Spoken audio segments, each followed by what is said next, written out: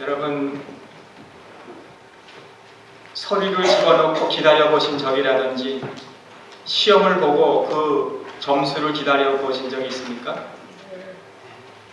신학교 마지막 학기 3년에 졸업하려니까 이 마지막 학기에 제가 21학점을 했는데 그 힘든 과목들 다 나중에 밀어놨다가 마지막 학기 이걸 해야 3년 안에 졸업을 하기에 21학점을 하다가 페이퍼를 마지막에 제출하고 또 파이널들을 보고 그 메일룸에 가면 알파벳으로 순으로 다 가는데 제 메일 박스에 가서 그 시험지를 꺼내는 것이 저에게는 가장 두려웠어요. 한 과목이라도 낙제하면 졸업을 못하는.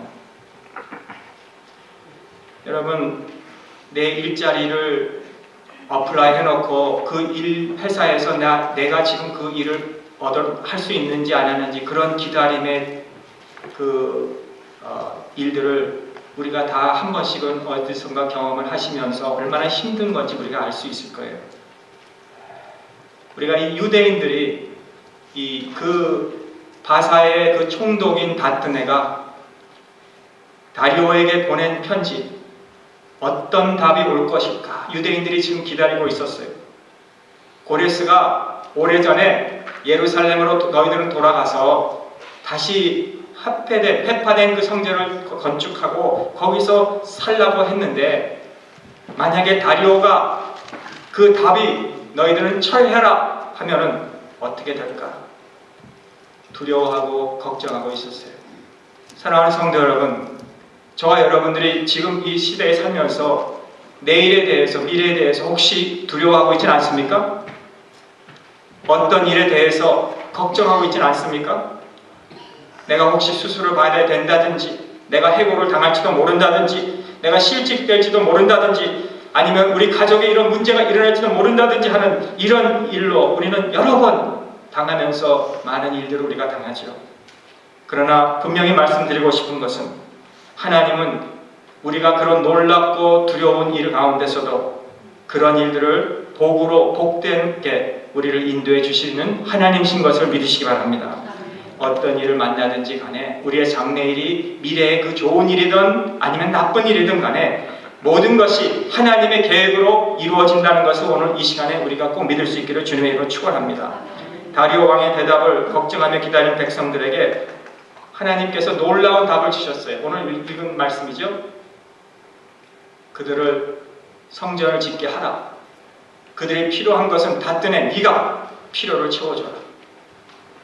그들에게 필요한 것을 주되 우리 왕과 우리 왕자들을 위해서 기도하게끔 모든 것을 주라. 여러분, 이것이 바로 그 유대인들에게 주신 답변만 아니라 오늘 동일하게 저와 여러분에게도 두려워하고 놀라고 사는 우리들에게도 하나님 우리에게 이런 응답으로, 놀라운 응답으로 우리에게 보답하신 하나님이시라는 거예요. 하나님의 백성들이 586년에 이스라엘의 그 삶은 역사에서 사라지는 그런 일들이 일어났죠. 성전이 붕괴됐죠. 다 자기네 종교가 폐파됐죠. 제사장들이 끌려갔죠. 북부 이스라엘은 이미 150년 전에 다 무너져 내렸어요. 이제는 유다 남왕국도 그럴 차례입니다. 정치적으로, 사회적으로. 여러분, 우리가 지금 미국과 한국 이런 북한 이런 일들을 통해서 무슨 일이 일어날지 우리가 두려워하는 것 같이 지금 이미 이스라엘 나라는 망가졌고 유다도 그렇게 될 수도 있는 거예요. 그러나 이들에게는 하나님의 솔로몬과 세운 약속이라든지 다윗 왕과 세운 약속이라든지 옛날에 아브라함과 세운 그 언약이라든지 그런 모든 아름다운 약속들은 다 없어졌다는 거죠. 그리고 자기들이 살았던 그 유다 왕국은 이제는 범람한 사람들이 차지하고 거기서 행세를 하고 있었던 사람들로 가득 차 있었어요. 그래서 아마 이것 때문에 바벨론에서 포로로 잡혀간 사람들 우리는 안 들어가겠다. 우리는 여기가 그냥 좋다. 조용히 이 정도 살다가 우리 가겠다. 그 꼭 예루살렘으로 우리가 돌아가서 뭘 하겠느냐. 우리가 뭘 가졌다고 뭘 하겠느냐. 가봤자다. 그런데 43,000명이 예루살렘으로 돌아와서 그 무너진 성벽과 성전과 도시를 바사왕 고레스의 법령에 따라서 537년에 돌아와서 다시 재건을 하려다가 방해하는 자들 때문에, 그렇죠?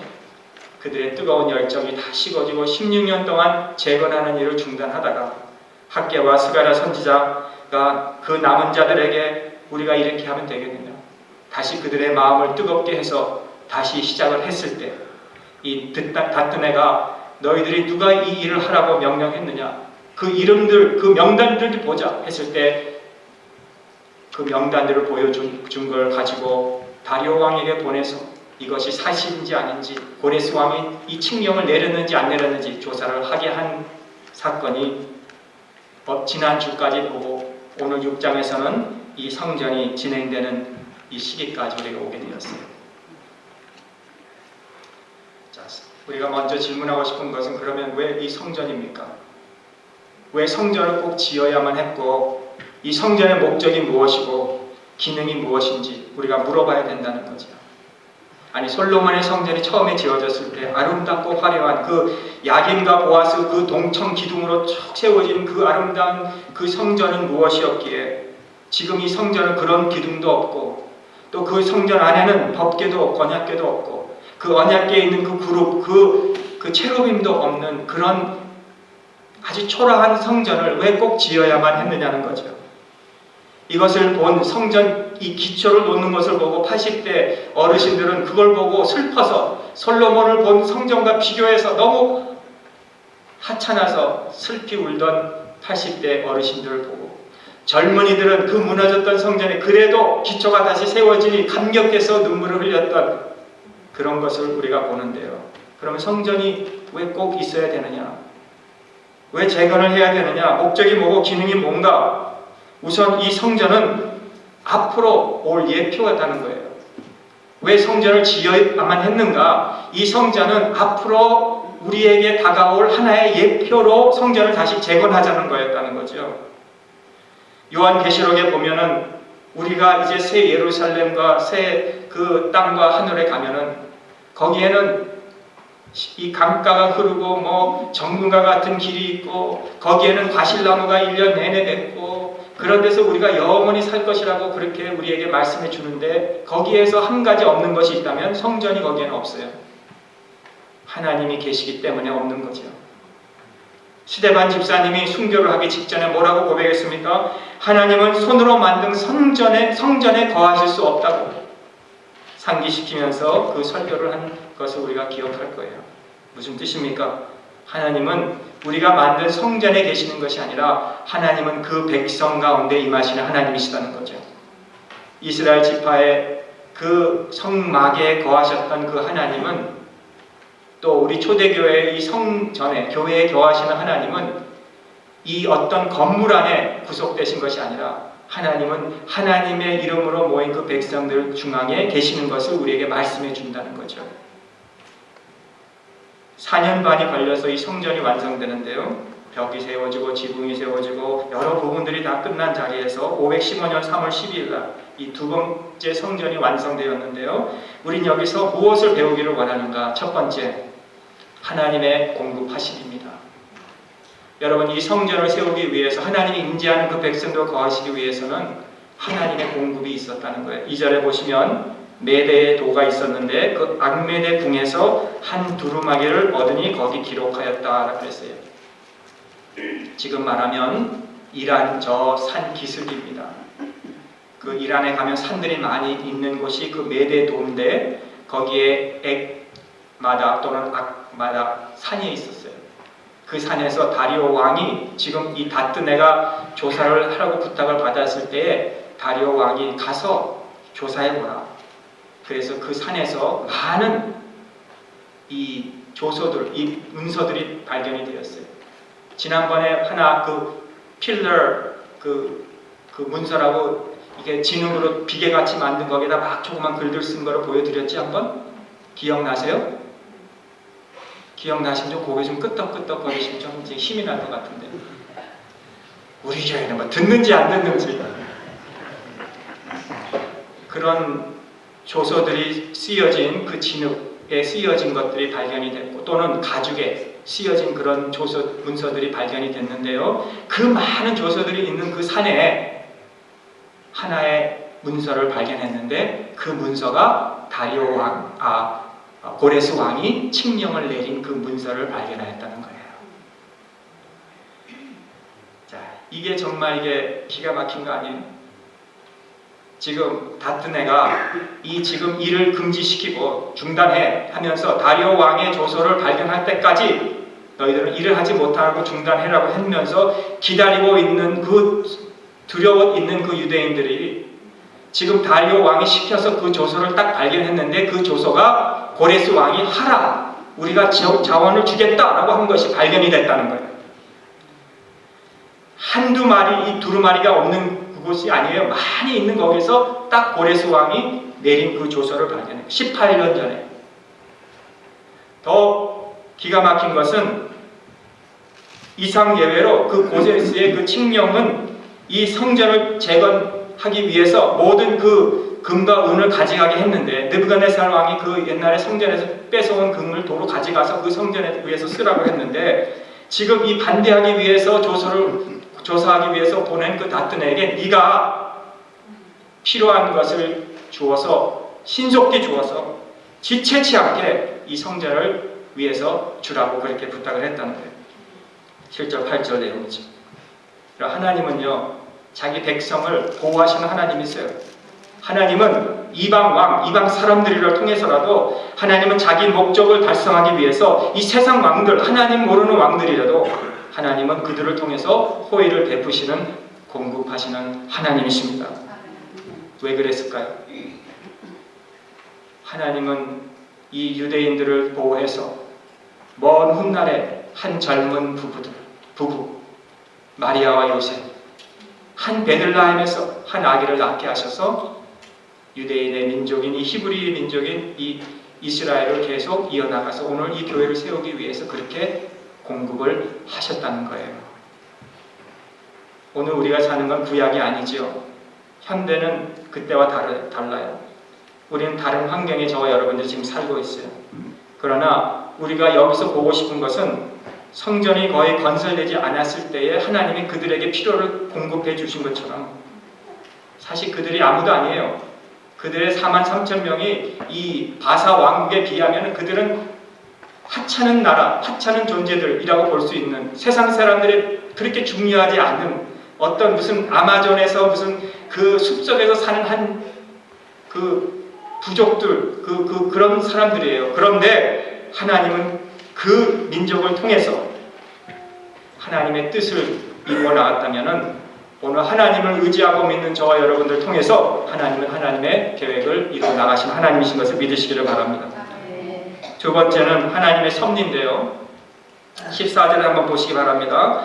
유다 사람의 장로들이 선지자 학계와 이또의 손자 스가랴의 권면함으로 인하여 전 건축할 일이 형통한지라 이스라엘 하나님의 명령과 바사왕 고레스와 다리오와 아닥사스다의 조서를 쫓아 전을 건축하며 피력하되라고 그렇게 말씀하고 있죠.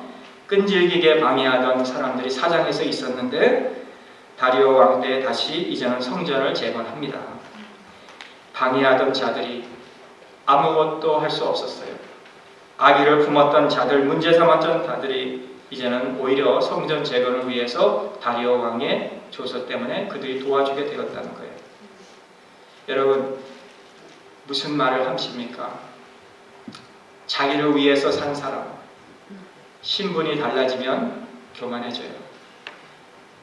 나를 위해서 산 사람은 예상보다 뭔가 좀 안 되고 떨어지면 실망해하고 꿈을 버려요. 구속사를 위한 사람은 매를 맞아도 성공을 해도 항상 같은 마음과 같은 방향으로 살아요. 복음을 깨달은 사람이에요. 이런 사람을 통해서 하나님 역사하신다는 거예요. 선한 행위는 분명히 멸류관을 우리가 받아요. 계시록 22장에 보라 내가 속히 오리니 저가 행한 대로 갚으리라. 선은 반드시 하나님이 갚아주시는 거예요. 사람은 무엇을 심든지 그대로 거둔다 그랬죠. 악을 심으면 악을 걷고 선을 심으면 선을 거두니 곧 영생이니라. 교회를 돕고 내가 좀 힘들어도 교회를 돕고 목회를 돕고 구역을 돕고 성도들을 돕는 자는 하나님이 보상해 주고 왜? 하나님의 일이니까 하나님이 하시는 거예요. 에스더가 그랬어요. 에스더는 별처럼 이름처럼 살았어요. 왜 에스더가 별같이 빛났습니까? 에스더가 무슨 시골 출신 여인이 왕궁의 그 왕녀가 돼서 우리가 출세해서 우리가 아름답다 그러지 않습니다. 가난한 사람이 정말 성공해서 우리 그 사람이 훌륭하다라고 하지 않는 거예요. 에스더가 아름다운 것은 그가 하나님 앞에서 주신 그 사명을 잘 감당했기 때문에 에스더를 우리가 아름답다고 하는 거예요. 자기 이익과 자기 꿈을 위해서 산 것이 아니라 민족의 부름, 시대의 부름을 위해서 에스더가 살았기 때문에 에스더가 아름답다고 우리가 보는 거죠. 하만은 자기는 그 나라의 총리인데 자기에게 모두를 지나가면 절을 해야 되는데 이 성문 밖에서 빈둥대는 이 모두들에게 누구에게 자기가 지나가는데 자기에게 절을 안 했다고 보고 마음을 품고 자기 집에다 큰 장대를 달아가 놓고 거기에다 이 모르드게를 내가 달아 죽이겠다고 했던 하만, 여러분 깜이 되지 못하는 자가 집이 올라갔어요. 거기에 하만이 달려 자기 인생을 마감했잖아요. 여러분 우리는 하나님의 섭리를 믿고 사는 자들인 줄 믿습니다. 에스라 2장에서 긴 명단을 우리가 내용을 지난 몇 주 전에 상고를 했습니다. 하나님을 섬긴 자들, 하나님의 민족들을 위해서 희생한 자들, 이 나라를 위해서 희생한 자들이 워싱턴 DC에 가면 이름들이 적혀 있듯이 하나님은 에스라서에서 우리에게 말씀해 주시는 것이 무엇이에요? 여러분 하나님을 하나님의 일을 위해 섬긴 자들을 기억하시는 하나님이시다는 거죠. 성경의 역사를 보면요, 부흥이라는 이런 일들을 우리가 많이 보는데요. 부흥은 무엇입니까? 부흥은 많은 사람들이 모인 것이 부흥이라고 하지 않죠. 건물이 확장되고 건물이 커지는 것을 부흥이라고 하지 않죠. 진정한 부흥은 나라와 민족 가운데서 그 말씀이 회복되는 것을 부흥이라고 하죠. 우리가 북한을 위해서 기도하는 이유가 뭐예요? 그 안에 그 나라에 무슨 건물이 세워지고 사람들이 더 많아지기 위해서 우리가 기도하는 것이 아니라 그 나라에 말씀이 세워지고 교회가 세워지고 찬송이 흘러나올 수 있는 것을 부흥이라고 하는 거 아닙니까? 진리가 선포되는 그 나라가 바로 부흥이 된 나라예요. 그러면 사람이 누가 되느냐가 중요한 것도 아니죠. 우리 중요한 것은 내가 의사가 되느냐, 변호사가 되느냐, 내가 대통령이 되느냐, 그게 중요한 것이 아니라 전국적으로 내가 수석 졸업하고 나는 학교 다닐 때마다 나는 수석 졸업했습니다 라고 하는 것이 중요한 것이 아니라 그 후가 중요하다는 거예요. 내가 그렇게 졸업하고 나서 내가 지금 어떻게 실행하고 사느냐가 중요하다는 거예요. 하나님께서는 우리 성도가 말씀으로 예배로 회복되어지고 헌신을 통해서 부흥이 일어나기를 원하시는 하나님이시다. 지미 카터가 그 대통령이 지미 카터이 대통령님이셨을 때 그 당시에 제일 유행했던 그 단어들이 이런 거였대요. Are you born again? 당신은 거듭났습니까? 라는 그 시대에 그때 많은 사람들이 한 50, 60 천만이나 되는 사람들이 I'm born again. 나는 거듭났습니다. 난 그렇게 고백을 했대. 그런데 진정 그렇게 고백하는 사람들로 미국에 부흥이 왔느냐는 거죠. 자신의 삶의 영역에서 실천하는 사람이 없었기에 고백만 했기에 부흥이 일어나질 않았다는 거예요. 18세기에 존 웨슬리 같은 사람이 웨일스에서 미국에서 1907년 한국에서 평양대 부흥에서 말씀이 사회와 나라와 가정에 적용하려는 그 시도가 일어난 이유가 뭐예요? 그들이 말씀을 듣고 실행했기 때문에 놀라운 부흥의 역사가 일어나게 된 거죠. 오늘날 교회가 많죠. 인터넷 보세요. TV 크리스찬 채널 보세요. 수많은 설교, 수많은 그 성도님들이 모인 그런 교회들, 기가 막힌 설교들, 우리의 마음을 꼭 찌르는, 마음을 흡족하게 하는 찬양들, 이런 것이 얼마나 우리 많아요. 그런데 부흥이 정말 일어납니까? 많은 사람들이 모이는 것이 정말 우리의 자랑입니까? 모인 백성들이 사명을 깨닫고 말씀의 원리에 인생의 역전을 가지고 세상을 향하여 영향을 끼치는 이 삶이 있습니까? 우리 교회는 어떻습니까? 여러분 건물이 맞춰졌어요. 이건 두 번째 성전이었어요. 솔로몬의 성전에 비해서 60방, 65 별로 그 큰 것은 아니었어요. 희랑은 아름다운 성전이 아니라는 거예요. 그런데 그 건축을 했어요. 그러나 그 성전 건축이 어떻게 이루어졌냐는 거예요. 하나님의 섭리로 이루어졌지만 하나님의 명령으로 이루어진 것이고 바사왕의 명령으로 하나님은 사람을 통해서 하나님의 섭리를 이루어가신다는 거예요. 사람은 일을 하지만 하나님은 사람을 통해서 일을 하신다는 거예요. 바사 왕자들 역사를 보면 그들이 한 일을 오늘 우리에게 알려주죠. 바사 왕이 칙령을 내려서 이렇게 유대인들이 성전을 건축했습니다. 우리 그렇게 듣지만은 그건 바사 왕이 한 게 아니라 바사 왕을 통해서 하나님이 섭리하셔서 되신 거라는 거죠. 자, 그렇다면 저와 여러분들은 어떻게 살아야 되느냐는 거, 이 시대에 하나님의 섭리가 세 가지로 우리 말씀드린다면, 첫째는 우리는 말씀을 사모하셔야 돼요. 이 18절에 보시면 모세의 책에 기록한 대로 하게 하리라. 느헤미야서에도 보면 백성들이 수문 앞 광장에 모였다 그랬는데 오라고 하지도 않은 사람들이 왜 수문 앞 광장에 모였는가? 백성들이 느헤미야서에 나오는데 하나님의 말씀이 시급했기 때문에. 여러분, 하나님의 말씀이 우리는 시급합니까? 하나님의 말씀이 시급해야 부흥이 일어나요. 하나님의 말씀을 듣기 위해서 그 느헤미야서에 보면 아침부터 정오까지 6시간 동안 그들이 그 광장에 모여서 하나님의 말씀을 들었어요. 말씀이 귀에 기울인 거죠. 말씀에 귀를 기울인 것입니다. 경외하는 마음이 일어난 것입니다. 하나님의 말씀을 기대함 가지고 나온 것입니다. 자원하는 심령으로 나온 것입니다. 진정한 영적 부흥을 원했다는 거죠. 여러분, 하나님의 말씀 배고파하십니까? 네, 배고파하시는 분만 아멘 한번 해보세요. 남은 사람 다 그냥 가만히 계시고. 정말 우리가 하나님의 말씀이 배고파하십니까?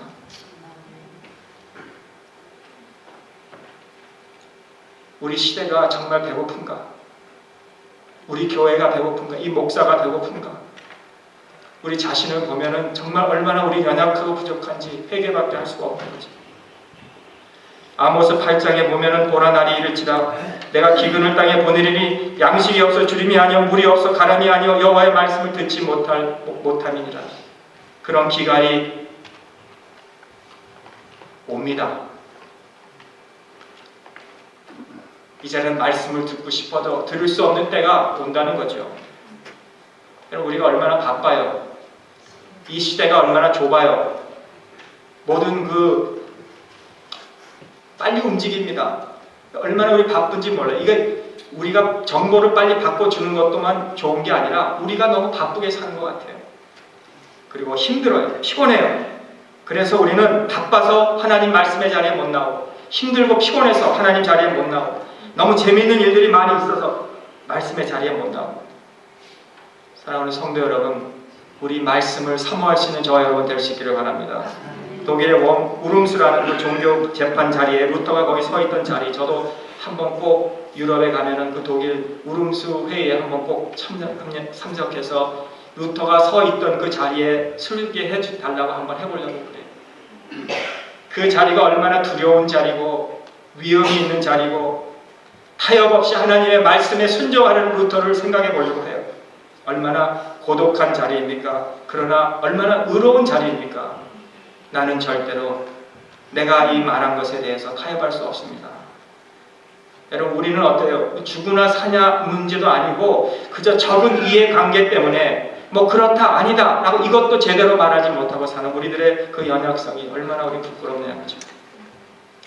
하나님의 말씀을 우리가 사모하고 우리의 자존심 같은 거 다 내려놓고 하나님의 말씀을 실천하는 우리 모두가 될 수 있기를 주님의 이름으로 축원합니다. 마지막 하나님의 계획입니다. 세 번째로, 이 세 번째 하나님의 계획이 있어요. 다시 성전으로 이제 돌아가 봅니다. 우리 스가랴 선지자가 설교한 내용을 우리가 한번 다시 말씀을 상기시키려고 하는데, 스가랴 6장 9절에 이런 말씀이 있죠. 여호와의 말씀 내게 임하여 이르시되 사로잡힌 자 중 바벨론으로부터 돌아온 헬데와 도비아와 여야다와 스브냐와의 아들 요시야와 그가 집에 들어가니 너는 이날에 그 집에 들어가서 그들에게 취하되 은과 금을 취하여 면류관을 만들어 여호사닥의 아들 대제사장 여호수아의 머리에 씌우고 고하여 이르기를 만군의 여호와께서 말씀하시되 보라 순이라 이름하는 사람이 자기 곳에서 돋아나서 여호와의 전을 건축하리라. 그가 여호와의 전을 건축하고 영광도 얻고 그 위에 앉아서 다스릴 것이요 또 제사장이 자기 위에 있으리니 그 두 사이에 평화의 은혼이 있으리라 하셨다. 굉장히 많은 말씀이 여기 기록되어 있는데, 한마디로 여호수아가 결코 성취하지 못할 것을 앞으로 오실 분이 성취하실 것이라는 것을 말씀해주고 있는 거예요. 예루살렘에서 여호수아가 결코 하지 못한 그 보좌에 앉을 자가 올 것이라는 거예요. 우리가 누군지 알죠? 앞으로 오실 우리의 왕, 우리의 제사장, 멜기세덱이신 우리 예수 그리스도를 의미하고 있어요. 우리 예수님이 한때 이랬죠. 요한복음 2장인가요? 이 성전을 너희가 파괴하면 내가 3일 만에 다시 세우리라. 예수님이 그 예루살렘 성전, 돌과 돌 위에 쌓인 성전을 가서 말씀하신 것이 아니라 자기 자신의 몸을 두고 말씀하신 것 같이 우리 예수님이 이제 앞으로 오시면 우리의 멸관을 벗어서 그에게 드릴 것이라는 거죠. 미래죠. 그렇다면 오늘 여기에 있는 우리가 첫 번째 솔로몬의 성전이 다 이제는 그 화려한 성전이 무너지고 다시 포로에서 돌아온 사람들이 둘째 성전을 짓고 그 성전을 보고 우리가 사는 것이 아니고 오늘 우리가 지은 이 성전을 우리가 보고 만족하는 것이 아니고 우리가 정말 보고 기뻐해야 될 것은 앞으로 지으실 예수님의 성전을 우리가 보고 우리가 기뻐하는 거예요. 우리가 그 계획의 일부이라는 거예요. 하나님이 우리를 아들로 딸로 삼아주신 것은 그 교회, 그 성전의 일부로 만들어주시기 위해서 우리를 그렇게 삼아주셨다는 거예요. 그것이 바로 새 하늘, 새 땅, 새 천국을 의미하죠. 우리는 그 노력을 지금 하고 있는 거예요. 여러분, 우리가 그 성전을 짓고 있는 거예요. 여러분들이 찬양대로 헌신하고 교사로 헌신하고 방송실에서 찬양해서 회계실에서 음식으로 제물로 시간으로 악기로 헌신하는 모든 것은 이 교회를 짓는 것이 아니라 하나님의 성전을 짓고 있다는 것. 그래서 22절에 즐거움으로 7일 동안 무교절을 지켰다. 여호와께서 저희를 즐겁게 하시고 힘있게 하셨다 그랬습니다. 두 번째, 성전 앞에서 이 신자들이 기쁨으로 가득 차 있을 것이라는 우리 확신이 있잖아요. 그러면 오늘 우리가 이 성전을 지어가는 우리가 아니라 하나님의 그 완성된 성전을 우리가 지어가면서 오늘 우리의 할 일은 기쁨이에요. 기쁨. 여러분, 교회에 와서 우리가 기뻐할 수 있기를 주님의 이름으로 축원합니다. 은혜 받은 사람의 그 증표는 뭐예요? 기쁨이에요. 카리스, 기쁨. 하이든이 그랬죠. 하나님을 생각하면 마음이 충만해져서 곡이 막 떠오른다. 하이든이 그 유명한 작사 작곡한 것은 하나님이 내 마음에 기쁨을 주셔서 막 그냥 작곡했다는 거죠. 하나님만 생각하면 기쁠 수 있기를 주님의 이름으로 축원합니다.